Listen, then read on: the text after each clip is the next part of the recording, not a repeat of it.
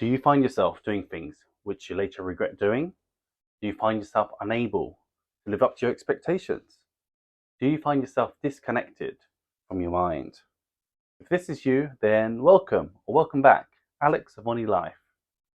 An introduction to psychology, the scientific study of human behaviour and mental processes. A quick overview of the history of psychology and applying an understanding of the ego to better navigate you through life. The exploration of the mind traces back thousands of years across various cultures, with prominent figures like Plato and Aristotle theorizing about the nature of the psyche. Plato proposed a tripartite model of the soul: logistikon, epiphymetikon, and thumodis, while Aristotle emphasized observation and reason. This laid the groundwork for early psychology, which was initially intertwined with philosophy. 2,000 years ago, across the world, Chinese rulers conducted the world's first psychological exams, requiring public officials to take personality and intelligence tests. In the late 800s, Persian doctor Muhammad ibn Zachariah al-Razes was one of the first to describe mental illness and even treated patients in what was essentially a very early psych ward in his Baghdad hospital. René Descartes introduced Cartesian dualism, separating the mind and body as distinct entities. However, the lack of empirical methods hindered progress until Wilhelm Wundt established the first experimental psychological lab in 1879, marking the formal beginning of psychology as a scientific discipline. Following Wundt, Edward Titchener founded structuralism, aiming to deconstruct mental processes into elemental structures by introspection. However, its limitations led to the emergence of functionalism, which focused on understanding the purpose of mental processes. Sigmund Freud pioneered psychoanalysis, delving into the role of the unconscious mind and introducing concepts like the id, ego, and superego. Despite its influence, Freud's theories faced criticism for the lack of empirical evidence. Behavioralism, led by Ivan Pavlov, emphasized studying observable behavior, excluding mental processes from scientific inquiry. However, cognitive psychology emerged in the 1960s, aiming to investigate internal mental processes while still observing behavior. This shift marked a pivotal moment in understanding the mind-brain relationship. Contemporary psychology encompasses various fields like developmental psychology, social psychology, and cognitive psychology, each focusing on a distinct aspect of human behavior and cognition. Unlike the past, modern psychologists often specialize in specific research areas rather than adhering to singular schools of thought. Throughout its evolution, psychology has transitioned from philosophical speculations to empirical inquiry, exploring the complexities of human mind through diverse methodologies and interdisciplinary approaches. This ongoing journey can be shown by modern psychologists who are spearheading this field to this very day.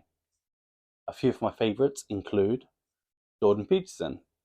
He's a clinical psychologist and professor emeritus at the University of Toronto. He became internationally known in the 2010s for his view on culture and political issues. He has published more than 100 scientific papers, and some of his best-selling books include 12 Rules for Life, written 2019, and Maps of Meaning, written in 1999.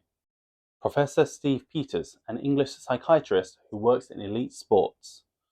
He is best known for his work with British cycling. He has published books such as A Path Through the Jungle in 2021 and The Chimp Paradox in 2012. Daniel Kahneman, an Israeli-American author, psychologist, and economist notable for his work on hedonic psychology, psychology of judgment, and decision-making. His work includes Thinking Fast and Slow, written in 2013, and Noise, A Flaw in Human Judgment, written in 2022. In this episode, we'll be looking more deeply at Sigmund Freud's iceberg model, which has been updated to the happiness hypothesis by Jonathan Haidt.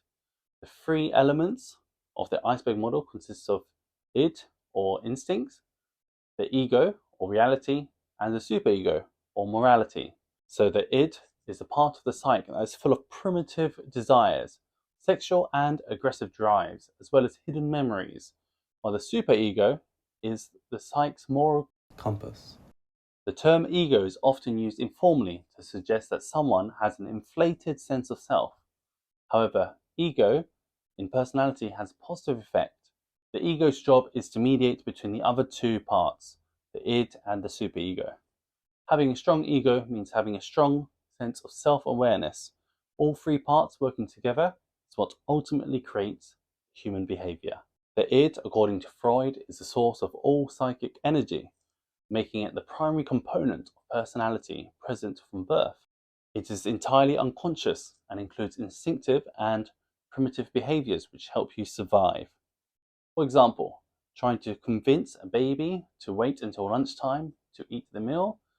However, the id requires immediate satisfaction because the other components of the personality are not yet present, so the baby will cry until these needs are fulfilled.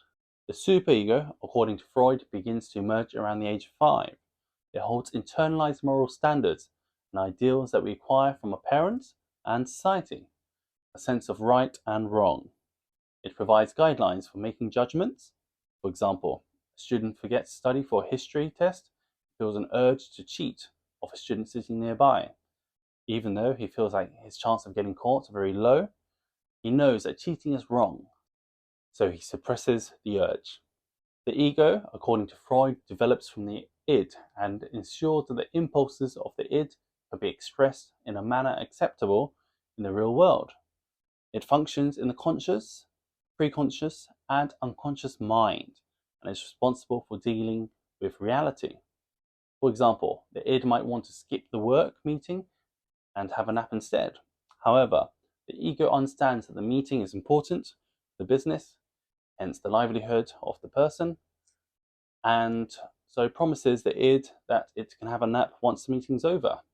Freud identified that the horse id pulling the carriage with the rider ego, holding the reins with the whip, and an old man, superego, giving instructions to the rider.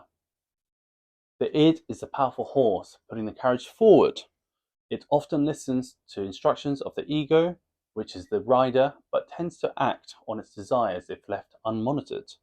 The superego is the old man who acts as a moral compass with a strong idealized belief for where the carriage should go. So he often gives instructions to the ego, the rider. However, as a superego, the old man is sitting at the back of the carriage, is unable to see the path ahead. Therefore, you, the ego, has to think long term to strategize the best way to go forward while meditating between the two extremes, the id, the horse, and the superego, the old man. Id, ego, and superego. Freud's element of personality is not the actual way the mind works, but is a simplified model which you can apply to certain situations in your daily life. For example, your id tells you that it's craving a donut as it sees and smells the donuts from the store coming to your sight. However, the superego tells you that you'll surpass your daily calorie target if you eat one. Therefore, the ego mediates both of them by buying a donut, but telling itself that you can't eat it until it takes a long route back home, where it burns the extra calories. It's important to recognize the tug of war going on in your mind, and to identify the id, ego, and superego, and the respective voices as they occur. If you try to spot these circumstances when they occur, your ego is more likely to be able to make better decisions towards taking action that best benefits you in the long run. A daily meditation habit will clear your mind, making it easier for you to identify these circumstances, and journaling them down can help you come up with strategies to best navigate through them. Check these videos out. Thank you for watching the video until the end. Please feel free to leave a comment if you have any questions or queries. And yeah, I'll be looking forward to seeing you again during next week's video, where we'll be carrying on with the mind, but we'll be looking at a more modern kind of concept, the chimp management mind model by Professor Steve Peters, whom I mentioned earlier as being one of my favorite psychologists. Okay, I wish you all an amazing week. All the best. Peace out.